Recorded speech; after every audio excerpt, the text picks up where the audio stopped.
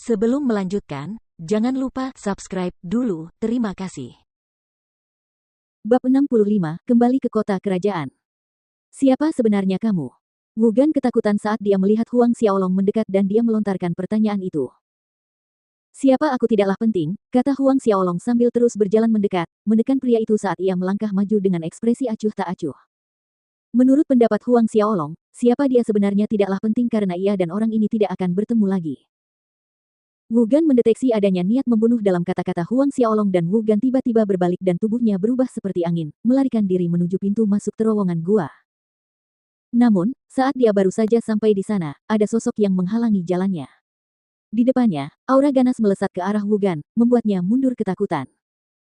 Mundur ke tempat asalnya, ia melihat bahwa ternyata si monyet kecil itulah yang telah menghalangi jalannya. Melihat orang itu mundur ke tempat semula, monyet ungu kecil itu menyeringai dan mencicit, membuat Huang Xiaolong tersenyum.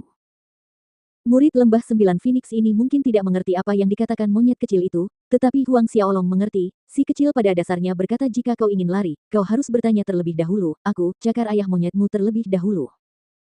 Meskipun Wugan tidak dapat memahami monyet ungu kecil itu, ejekan di pupil birunya tidak perlu dijelaskan. Marah karena diolok-olok oleh seekor binatang kecil, Wugan melepaskan ki tempurnya sepenuhnya dan memanggil roh bela dirinya. Huang Xiaolong terkejut, roh bela diri Wugan ini adalah binatang iblis tipe katak, namun satu-satunya perbedaan adalah, roh bela diri ini memiliki ekor di ujungnya. Semangat bela diri macam apa ini? Meskipun Huang Xiaolong telah membaca banyak buku yang berhubungan dengan roh bela diri di Akademi Bintang Kosmik, dia masih belum dapat mengenali roh bela diri ini.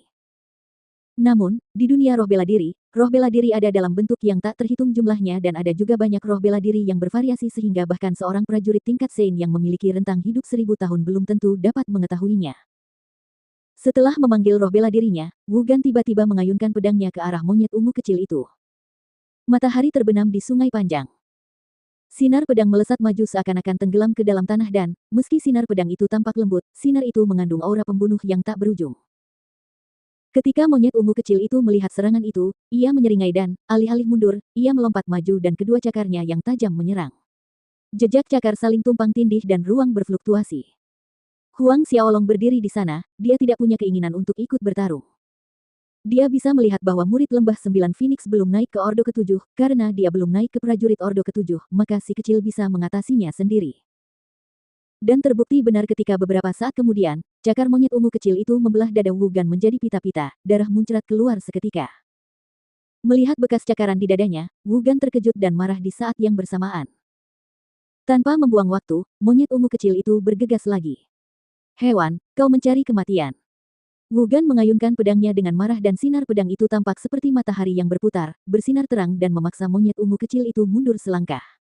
Kemudian, Wugan melesat dan sekali lagi mencoba melarikan diri dari pintu gua. Namun, bagaimana mungkin Huang Xiaolong yang sedang menonton semua ini di samping membiarkan Wugan melarikan diri? Dengan satu gerakan tubuhnya, Huang Xiaolong sudah menghalangi jalan si pelarian. Pergi kau. Wugan meraung sekuat tenaga dan menghunus pedangnya dengan cemas.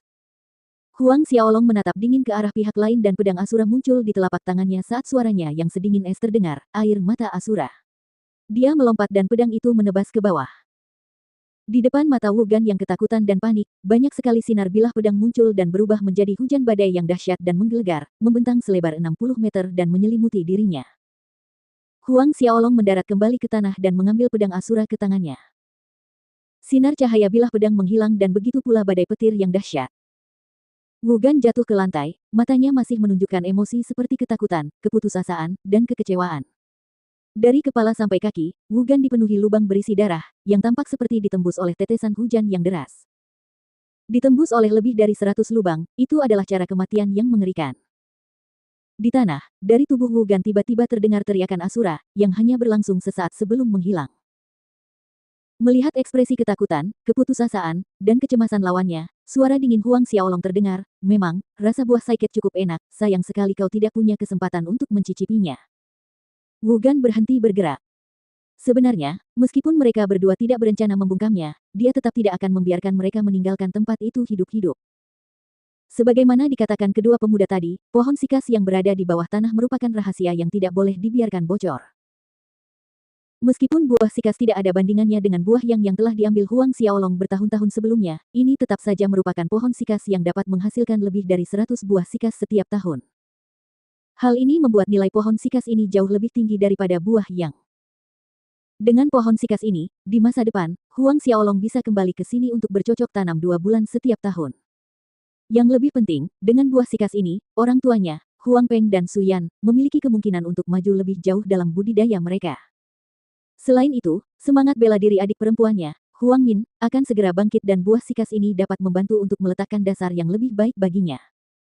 Tentu saja, belum lagi adik laki-lakinya, Huang Xiaohai juga.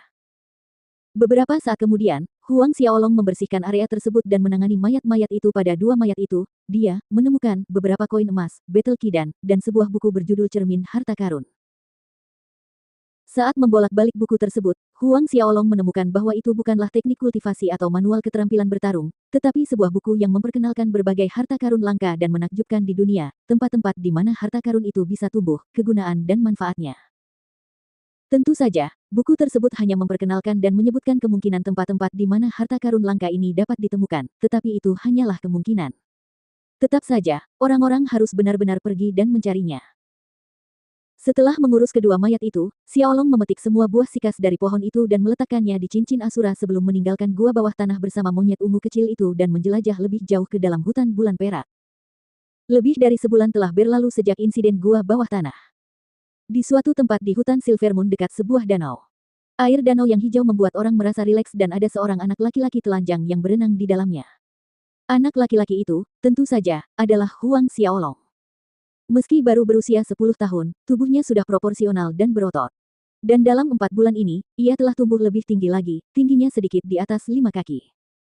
Tiba-tiba, kepala monyet kecil muncul dari air. Monyet ungu kecil itu muncul dari air dan mengeluarkan suara mencicit saat tangannya menyiramkan air ke arah Huang Xiaolong. Huang Xiaolong tertawa jahat, tubuhnya berputar ke samping menghindari serangan air dan telapak tangannya menyentuh air. Seorang pria dan seekor monyet sedang bermain di danau. Setengah jam kemudian, Huang Xiaolong dan monyet ungu kecil itu berenang ke pantai, mengeringkan air, dan dia mengenakan kembali pakaiannya. Sudah lebih dari 4 bulan, saatnya kembali. Huang Xiaolong berpikir dalam hati, dia punya cukup waktu untuk bergegas kembali ke kota kerajaan Luotong untuk berpartisipasi dalam kompetisi akhir tahun akademi. Setelah 4 bulan berjuang di hutan bulan perak, Huang Xiaolong telah mencapai puncak pertengahan Orde ke-6 dan dapat menerobos ke akhir Orde ke-6 kapan saja. Maka, Huang Xiaolong dan monyet ungu kecil itu pun melakukan perjalanan kembali ke arah kota kerajaan. 10 hari kemudian, Huang Xiaolong dan monyet ungu kecil muncul di depan gerbang kota besar kota kerajaan Luotong. Melihat kata-kata yang menyatakan, kota kerajaan Luotong, ada perasaan yang tak terlukiskan di hatinya. Kota kerajaan Luotong, aku kembali. Saat melewati gerbang kota, punggung seorang pria dan seekor monyet perlahan menghilang dari pandangan. Namun, Huang Xiaolong langsung pergi ke Akademi Bintang Kosmik alih-alih kembali ke Istana Tianxuan.